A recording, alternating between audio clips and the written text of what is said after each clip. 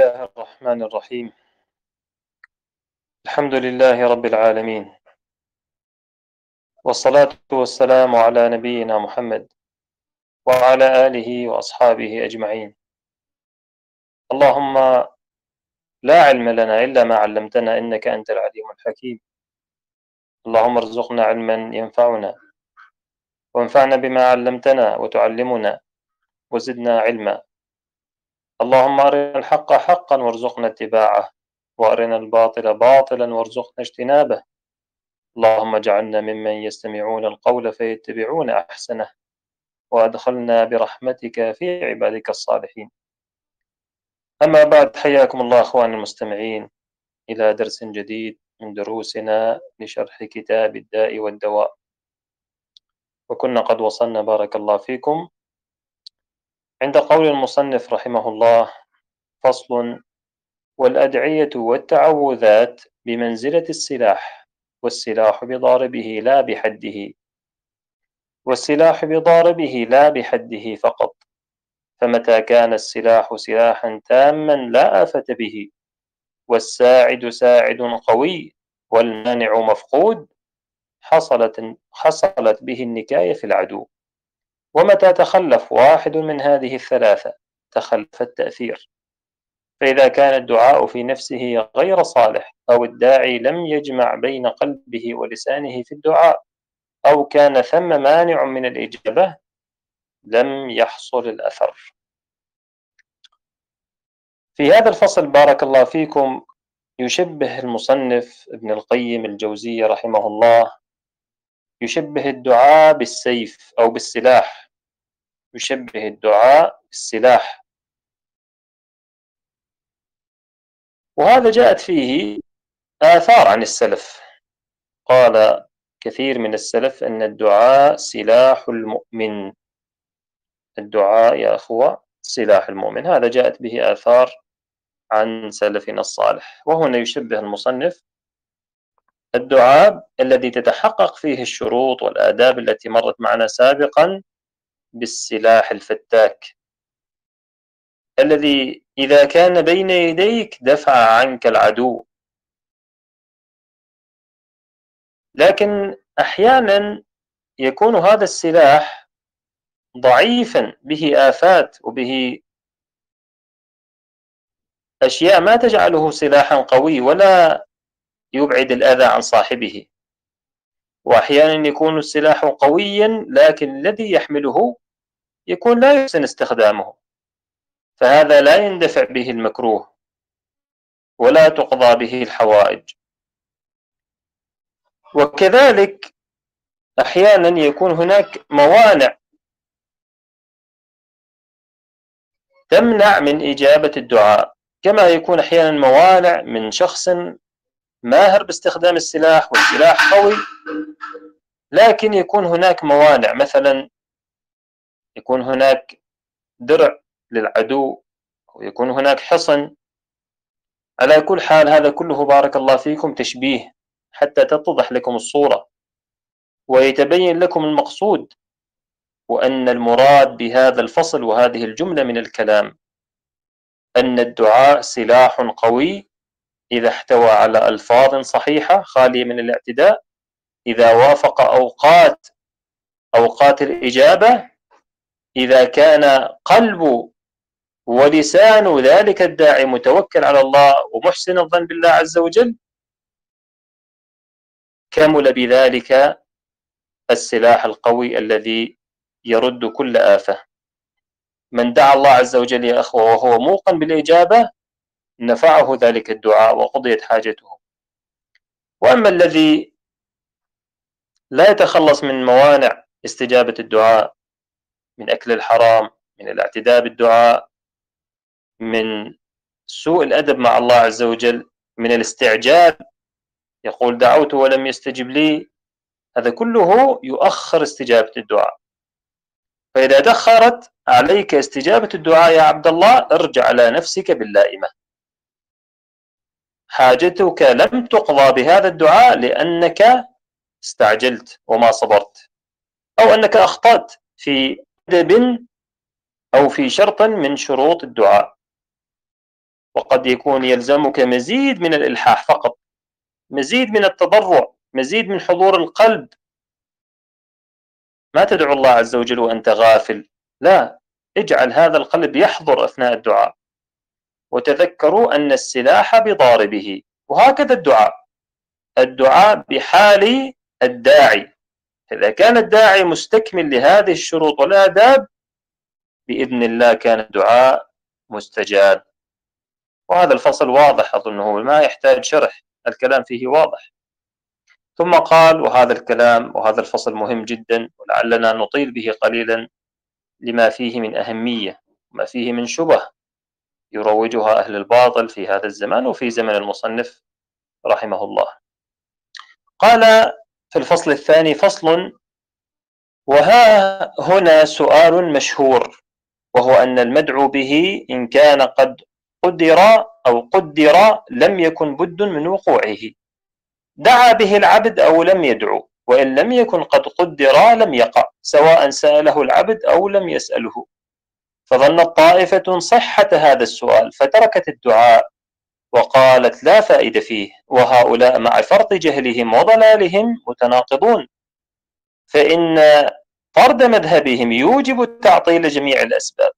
فيقال لأحدهم إذا كان أو إن كان الشبع والري قد قدر لك فلا بد من وقوعهما، أكلت أو لم تأكل، وإن لم يقدر لم يقع، أكلت أو لم تأكل. وإذا كان الولد قد قدر لك فلا بد منه، وطئت الزوجة أو والأمة أو لم تطأهما أو لم تطأ، وإن لم يقدر لم يكن، فلا حاجة إلى التزوج والتسري وهلم جر. فهل يقول هذا عاقل أو آدمي؟ بل الحيوان البهيم مفطور على مباشرة الأسباب التي بها قوامه وحياته. فالحيوانات أعقل وأفهم من هؤلاء الذين هم كالأنعام، بل هم أضل سبيلا. وتكايس بعضهم وقال: الاشتغال بالدعاء من باب التعبد المحض يثيب الله عليه الداعي من غير أن يكون له تأثير في المطلوب بوجه ما، ولا فرق عند هذا الكيس بين الدعاء وبين الإمساك عنه بالقلب واللسان في التأثير في حصول المطلوب، وارتباط الدعاء عندهم به كارتباط السكوت ولا فرق. وقال طائفة أخرى أكيس من هؤلاء: بل الدعاء علامة مجردة نصبها الله سبحانه أمارة على قضاء الحاجة، فمتى وفق العبد للدعاء كان ذلك علامة له وأمارة على أن حاجته قد قضيت. وهذا كما إذ رأينا غيما أسودا باردا في زمن الشتاء فإن ذلك دليل وعلامة على أنه يمطر. قالوا: هكذا حكم الطاعات مع الثواب، والكفر والمعاصي والعقاب هي أمارات محضة لوقوع الثواب والعقاب، لا أنها أسباب له. وهكذا عنده الكسر مع الانكسار، والحريق مع الاحتراق، والإزهاق مع القتل، ليس شيء من ذلك سببا البتة، ولا ارتباط بينه وبين ما يترتب عليه إلا مجرد الاقتران العادي لا التأثير السببي. وخالفوا بذلك الحس والعقل والشرع والفطرة وسائر طواف العقلاء، بل أضحكوا عليهم العقلاء. والصواب أنها هنا قسما ثالثا غير ما ذكره السائل، وهو أن هذا المقدور قدر بأسباب، ومن أسباب الدعاء ومن أسبابه الدعاء، فلم يقدر مجردا عن سببه ولكن قدر بسببه. فمتى أتى العبد بالسبب وقع المقدور، ومتى لم يأتي بالسبب انتفى المقدور. وهذا كما قدر بالشبع والري بالأكل والشرب، قدر الولد بالوطء، وقدر حصول الزرع بالبذر، وقدر خروج نفس الحيوان بذبحه، وكذلك قدر دخول الجنة بالأعمال ودخول النار بالأعمال. وهذا القسم هو الحق، وهو الذي حرمه السائل ولم يوفق له. وحينئذ فالدعاء من أقوى الأسباب، فإذا قدر وقوع المدعو به بالدعاء لم يصح أن يقال لا فائدة من الدعاء، كما لا يقال لا فائدة في الأكل والشرب وجميع الحركات والأعمال. وليس شيء من الأسباب أنفع من الدعاء ولا أبلغ في حصول المطلوب. ولما كان الصحابة رضي الله عنهم أعلم الأمة بالله ورسوله وأفقههم في دينه كانوا أقوم بهذا السبب وشروطه وآدابه من غيرهم. وكان عمر بن الخطاب رضي الله عنه يستنصر به على عدوه، وكان أعظم جنديه، وكان يقول الصحابة: لستم تنصرون بكثرة وإنما تنصرون من السماء. وكان يقول: إني لا أحمل هم الإجابة ولكن هم الدعاء، فإذا ألهمت الدعاء فإن الإجابة معه. وأخذ الشاعر هذا فنظمه فقال: لو لم ترد نيل ما أرجو وأطلبه من جود كفك ما عودتني الطلبا. فمن ألهم الدعاء فقد أريد به الإجابة، فإن الله سبحانه يقول ادعوني أستجب لكم، وقال إذا سألك عبادي عني فإني قريب أجيب دعوة الداعي إذا دعان.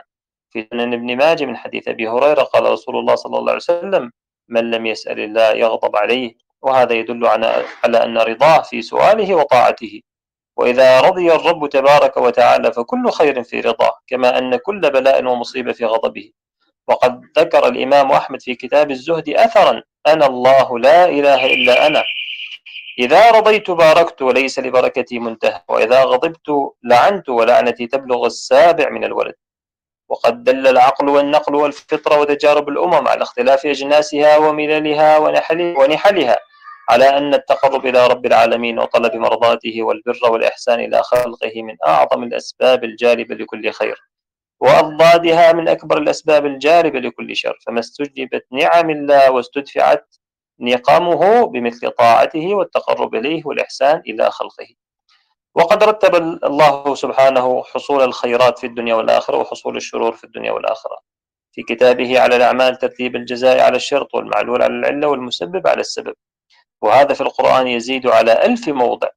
فتارة يرتب الحكم الخبر الكوني والأمر الشرعي على الوصف المناسب له، كقوله فلما عتوا عما نهوا عنه قلنا لهم كونوا قردة خاسئين، وقال فلما آسفونا انتقمنا منهم، إلى غير الآيات التي ساقها المصنف في هذا الفصل. راجعوها تستفيدوا إن شاء الله. ثم قالوا بالجملة في القرآن من أوله إلى آخره صريح في ترتب الجزاء بالخير والشر والأحكام الكونية والأمرية على الأسباب، بل ترتب أحكام الدنيا والآخرة ومصالحها ومفاسدها على الأسباب والأعمال. ومن فقه هذه المسألة وتأملها حق التأمل انتفع بها غاية النفع، ولم يتكل على القدر جهلا منه وعجزا، أو على القدر جهلا منه وعجزا وتفريطا وإضاعة، فيكون توكله عجزا وعجزه توكلا. بل كل الفقيه الذي يرد القدر بالقدر ويدفع القدر بالقدر ويعارض القدر بالقدر، بل لا يمكن الإنسان يعيش إلا بذلك، فإن الجوع والعطش والبرد وأنواع المخاوف والمحاذير هي من القدر، والخلق كلهم ساعون في دفع هذا بالقدر. وهكذا من وفقه الله وألهمه رشده يدفع قدر العقوبة الأخروية بقدر التوبة والإيمان والأعمال الصالحة. فهذا وزان القدر المخوف في الدنيا وما يضاده سواء، فرب الدارين واحد وحكمته واحدة لا يناقض بعضها بعضا ولا يبطل بعضها بعضا. فهذه مسألة من أشرف المسائل لمن عرف قدرها ورعاها حق رعايتها، والله المستعان. لكن يبقى عليه أمران بهما تتم سعادته وفلاحه: أحدهما أن يعرف تفاصيل أسباب الشر والخير ويكون له بصيرة في ذلك بما يشاهده في العالم وما جربه في نفسه وغيره وما سمعه من أخبار الأمم قديما وحديثا. ومن أنفع ما يكون في ذلك تدبر القرآن، فإنه كفيل بذلك على أكمل الوجوه وفيه من أسباب الشر والخير جميعا مفصلة مبينة. ثم السنة فإنها شقيقة القرآن وهي الوحي الثاني، ومن صرف إليهما عنايته كفى بهما عن غيرهما، وهما يريانك الخير والشر وأسبابهما حتى كأنك تعاين ذلك عيانا. وبعد ذلك إذا تأملت أخبار الأمم وأيام الله في أهل طاعته وأهل معصيته طابق ذلك ما علمته من القرآن والسنة، ورأيت تفاصيل ما أخبر الله ووعد به، وعلمت من آياته في الآفاق ما يدلك على أن القرآن حق وأن الرسول حق وأن الله ينجز وعده لا محالة. فالتاريخ تفصيل جزئيات ما عرفنا الله ورسوله به من الأسباب الكلية الجالبة للخير والشر. انتهى كلامه بهذا الفصل النافع الممتع جدا، الذي من تدبره ومن فهمه استفاد فائدة عظيمة.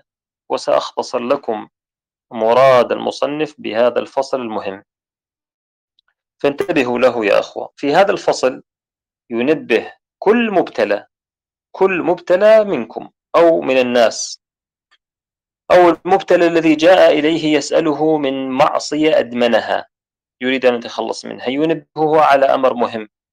يقول له في هذا الجواب الكافي للخلاص بإذن الله من الداء المستعصي فيه من إدمان معصية أو شيء آخر، يقول له هناك شبهة خطيرة احذر منها. لأن الذي أشاعها في الناس من أجهل خلق الله، وأنا لا أظن إلا أنهم هم الصوفية الذين أشاعوه وتابعهم العوام بعد ذلك، لأنهم من أجهل الناس بعلم الكتاب والسنة، ولأنهم لا يفهمون مسائل القضاء والقدر. فكان هذا في زمان المصنف وهو جهلهم بالقضاء والقدر، وكان هذا في زماننا أيضا، هم يعني امتداد لأولئك الطائفة التي ابتعدت وانحرفت عن الكتاب والسنة. ماذا يريد أن ينبهه على ماذا؟ ينبهه على أمر مهم جدا في حياتنا وهو القضاء والقدر. يقول له هناك طائفة تقول إذا كان كل شيء في حياتنا قضاء وقدر فلماذا ندعو؟ يعني يقول له خلاص ما يلزم أن تدعو، إذا كان مقدر عليك هذا سيحصل، وإذا كان غير مقدر يعني لن يحصل ولن ينفع معه الدعاء. وهذه فتنة وشبهة شيطانية أجج نارها أعداء السنة وأعداء الحق وأعداء الصراط المستقيم. يا إخواننا، القضاء والقدر ما تتعارض مع الأسباب أبدا، لأن الله عز وجل الذي قدر مقادير الخلائق قدر الأسباب التي يفعلونها يصلون إلى مرادهم، وأمرنا بالأخذ بهذه الأسباب، وأعطانا المشيئة والقوة للعمل والإتيان بهذه الأسباب. فإذا شئنا سلكنا الطريق الذي يوصل إلى الجنة، وإذا شئنا سلكنا الطريق الذي يوصل إلى النار، وإذا شئنا سلكنا الطريق الذي يجعلنا من السعداء في الدنيا والآخرة، وإذا شئنا تركنا هذا الطريق، طريق الصراط المستقيم، وسلكنا طريق النار والعياذ بالله. فنقول لهذا إذا كان مقدر عليك مثلا أنك تجوع، فسواء أكلت أو لم تأكل ستجوع، وإذا كان مقدر عليك أنك ستشبع، فسواء أكلت أو لم تأكل ستشبع. إذا قال أحد ما أنا أريد ولد، يكون عندي ولد يحمل اسمي يعينني، نقول له إذا كان مقدر لك ولد سيأتيك، تزوجت أو لم تتزوج، وإذا كان غير مقدر لن يأتيك. بالله عليكم هذا يقوله إنسان عاقل؟ هذا ربما حتى الحيوان لو سئل ونطق ما يقول هذا الكلام.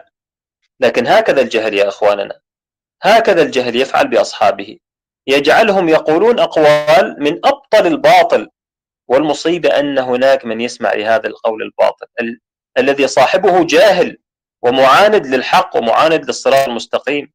هذا القول من أبطل الباطل. يقولون أن الدعاء لا ينفع يا أخوة، ولا يرد القضاء، بل الدعاء يرد القضاء بنص حديث رسول الله، لا يرد القضاء إلا الدعاء يقول. فهذا حذره منه المصنف تحذيرا شديدا، لأنه قد يأتي عليكم آت أو على أي شخص مبتلى، نسأل الله السلامة والعافية للجميع، ويراه منغمس بالمعصية ويراه يجاهد نفسه على أن يترك، فيأتي عليه ويحتج له بالقدر، يقول له أنت يعني مبتلى بهذا البلاء والله هو الذي قدره عليك، هو الذي كتبه عليك، خلاص اترك الدعاء واترك التوبة. يوجد من هذه النوعية يا أخوة، يوجد من هذه النوعية التي تصد عن الحق. فهنا المصنف يحذر من هذه الطائفة التي جاءت بالضلال. الطائفة الثانية وهي يعني المصنف هنا يزدري بهم، يقول وهي أكيس من الأولى، يعني هؤلاء يتذاكون ويتفيقهون ويتفاصحون ويقولون نحن أفضل من تلك الطائفة التي تقول أنه الدعاء لا ينفع. لا، نحن نقول أن الدعاء فيه خير، لكن ما نقول أنه يرد القدر، لكن نقول أنه فيه أجر. وهذا قول ضال باطل أيضا، وهو من أبطل الباطل أيضا. يقولون الدعاء فقط فيه حصول الأجر ما فيه منفعة، وهذا كلام باطل يا أخوة. كيف ما فيه منفعة؟ كيف ما فيه منفعة والله عز وجل بين في كتابه الكريم كيف الأنبياء كانوا يدعون رب اجنبني وبني أن نعبد الأصنام، ربي إني أسكنت أهلي بواد غير ذي زرع، وإلى غير ذلك من أدعية الأنبياء وأدعية النبي عليه الصلاة والسلام في السنة. لو أنه ما ينفع كيف، لماذا إذن كان يستخدمه النبي عليه الصلاة والسلام والأنبياء من قبله والصحابة من بعدهم؟ فهذا أيضا قول باطل آخر احذروه. نعم الدعاء عبادة وفيه أجر، ومع هذا الأجر وإثابة الله عز وجل علي لك لأنك دعوته أيضا فيه سبب لدفع البلاء عنك وحصول الخير لك. لكن الناس جهلة يتكلمون بالباطل وما يرجعون إلى العلماء ولا يرجعون إلى الكتاب والسنة ويتفقهون بها. فهذه الطائفة الثانية التي تقول يوجد خير في الدعاء لكن من ناحية الأجر ليس من ناحية دفع البلاء، وهذا بينا ضلالهم فيه.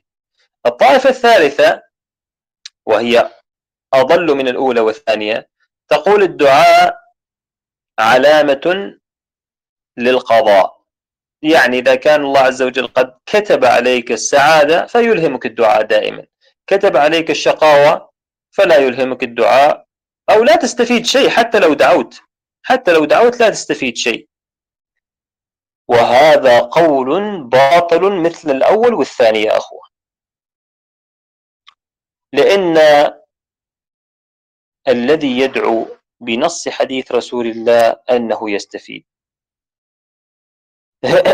والله عز وجل الذي خلق هذه الأقدار وخلقنا علم أننا سنفعل كذا وكذا من الأعمال، من المعاصي، من إدمان المعاصي، وعلم أننا أعطانا المشيئة ويسر لنا الأسباب التي نتوب بها من هذه المعصية، وأمرنا بالعمل بها حتى ننجو من عذابه وعقابه.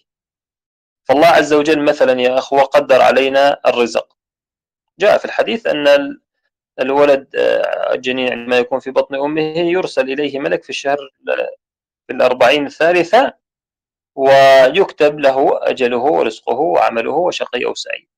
فالرزق مكتوب لك، وخرجت من بطن أمك وأصبحت شاب وقوي تستطيع أن تطلب الرزق. فهل يقول عاقل مثلا أن السعي في الرزق هنا لا ينفع؟ أنا كتب لي رزق من بطن أمي وأنا كنت في بطن أمي، إذا نجلس في بيتك وانتظر هذا الرزق الذي سيأتيك. هذا بارك الله فيكم باطل.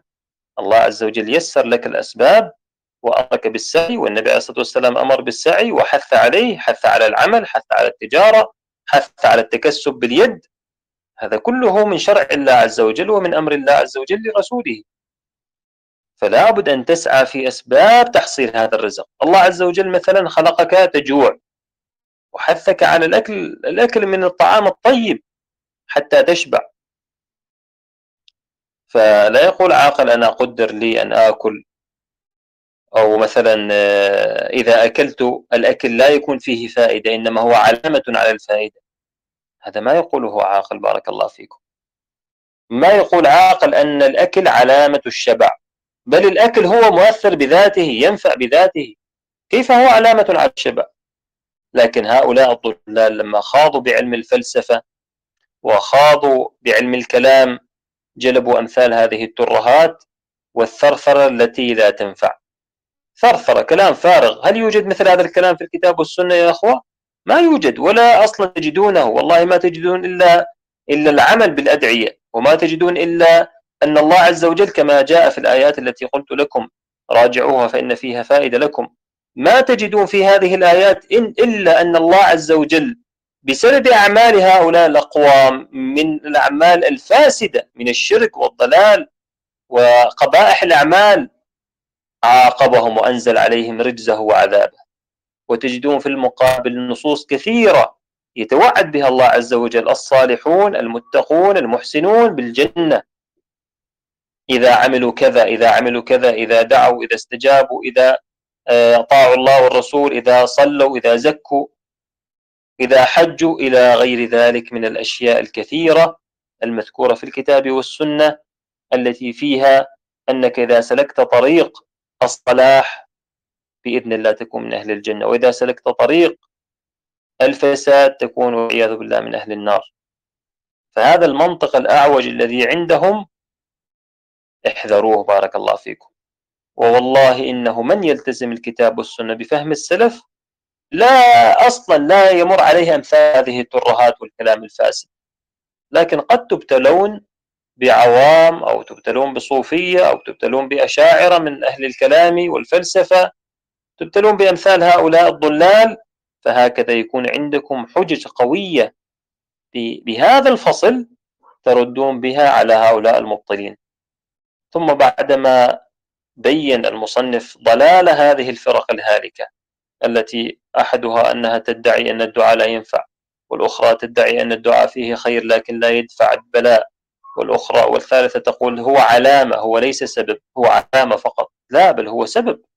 بعدما بين بطلان هؤلاء وحذره من هذه الآراء المنحرفة الفاسدة، بين له بأدلة القرآن والسنة كما ذكرت لكم أن العذاب حصل لأقوام تركوا الأعمال الصالحة وعاندوا الرسل وكفروا بالله. وأيضا بين بالأدلة أن أقوام سيدخلون الجنة لأنهم عملوا بما أمر الله ورسوله به، فسلكوا أسباب الصلاح وأصلحهم الله عز وجل بسلوكهم هذه الأسباب. مثل هذه المجالس في طلب العلم يراد بها الخير، يراد بها مرضاة الله، يراد بها العبادة، يراد بها التفقه في الدين، يراد بها النجاة من الفتن والبعد عن النار. فالله عز وجل سيسلكنا طريق للجنة بإذن الله بهذه المجالس وأمثالها، ويجمعنا بالصالحين ويجمعنا بالأنبياء ويجمعنا بالصحابة بإذن الله عز وجل. فلا نترك هذه الأسباب ونقول نحن خلقنا الله مسلمين إذا نحن سنكون من أهل الجنة، خلاص ما يلزم نفعل شيء ولا نطلب العلم ولا نصلي ولا. هذا ما يقوله إلا من كان عنده يعني النوع من البهيمية وبعيد عن عقول البشر. ثم بعدما ذكر هذه الآيات التي تدل على ما تقدم به الكلام، أشار إلى ضرورة الارتباط بالسنة وبالقرآن وبمنهج السلف، لأنهم فهموا نصوص الكتاب والسنة. وسمعتم كيف استدل بآثار عن عمر رضي الله عنه أنه كان يدعو في الحروب عندما يرسل الجيوش، كان يدعو لهم. علموا، لأنهم علموا أن الدعاء سبب لنصرتهم، كانوا يستنصرون به على أعدائهم لأنهم يعلمون أنه ينفع. نبينا عليه الصلاة والسلام كان يقول اللهم إنا نجعلك في نحورهم ونعوذ بك من شرورهم. الصحابة كانوا يقولون اللهم هازم الأحزاب، مجري السحاب، منزل الكتاب، اهزمهم وزلزلهم. وهكذا الصحابة أغلبهم وكلهم كانوا يدعون بما يريدون، حتى الحاجات القليلة واليسيرة. إذا أراد شراء اللبن لأهل بيته قال يا رب يسر لي شراء اللبن. إذا أراد أن يعلف دابته ويذهب يشتري لها العلف قال يا رب يسر لي، كما ذكر ابن عمر إني لأدعو الله في علف حماري ولبن أهل بيتي. يدعون الله عز وجل بهذه الأشياء اليسيرة التي لا يفطن لها أحد منا. اليوم من منا يقول اللهم يسر لي شراء الخبز، اللهم يسر لي شراء الخضار؟ من الذي يفعل ذلك يا أخوة؟ الذي يفعل ذلك هو الذي تعلق وتدبر علم الكتاب والسنة واقتدى بالسلف الصالح. عندما تمر عليك هذه الآثار وأمثالها عن الصحابة تقول أنا أريد أن أفعل كما فعل ابن عمر. نبينا عليه الصلاة والسلام يقول اسألوا الله حاجتكم حتى لو انقطع شسع نعل أحدكم.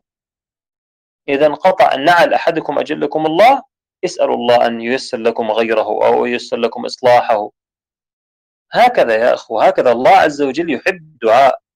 ولهذا حث المصنف كل مبتلى وكل مريض وكل مدمن لمعصية من المعاصي أن يكثر من الدعاء، ولا يلتفت لهذه السفسطة التي مرت معنا قبل قليل من القول الباطل الفاسد، لا يلتفت له. لماذا؟ لأنه كلام باطل ما عليه دليل من الكتاب والسنة. لو قلنا لهم هاتوا دليلكم على أن الدعاء لا ينفع، إذا لماذا كان يدعو الأنبياء؟ ولماذا علمنا النبي عليه الصلاة والسلام؟ ولماذا قال أن الله يغضب إذا لم تدعوا عليه؟ سيلفون ويدورون ويراوغون روغان الثعالب ولا يأتوكم بنتيجة. وهكذا عادة أهل البدع، عندما تناقشونهم في مسألة عقدية أو منهجية يراوغون. التقيت بشخص على مذهب الأشاعرة فأثنى على الأشاعرة أمامي، فقلت له قف مكانك، الأشاعرة قوم ضلال، فرقة من الفرق الهالكة، خالفت الكتاب والسنة، فلا تمدحهم أمامي أو أنني أقوم من هذا المجلس. فبدأ يريد أن يزين صورة الأشاعرة وأن يثني على الأشاعرة خيرا بأعمالهم وجهودهم. فقلنا له أنت ماذا تقول في علو الله عز وجل؟ هم ينكرون العلو يا أخو، وينكرون النزول، وينكرون الصفات، يعني يؤولونها، لا ينكرونها تعطيل لكن يؤولونها. فأخذ يسلك مسلكهم. قلنا لهم هذا الذي بيننا وبينكم، آمنوا كما آمن السلف بالصفات فنسلم لكم ونكون أحباب وأصحاب، وإذا ما فعلتم فنحن وإياكم كل في طريق.